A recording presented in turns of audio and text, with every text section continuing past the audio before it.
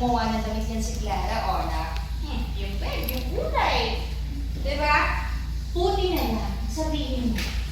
Ikaw yung nakikinabang sa talento ng babae yan. At higit sa lahat, buti ka lang talaga at hinakaw mo sa totoo ng nanay.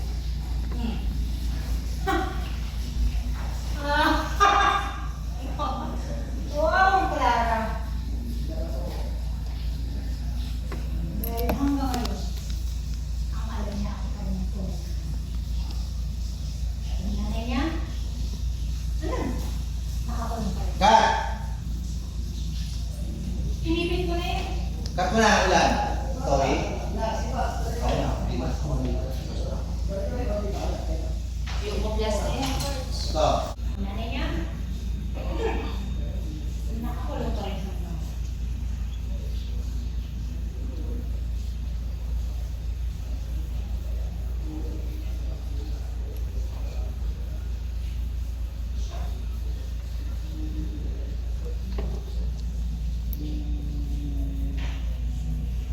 May kahilingan ka ba?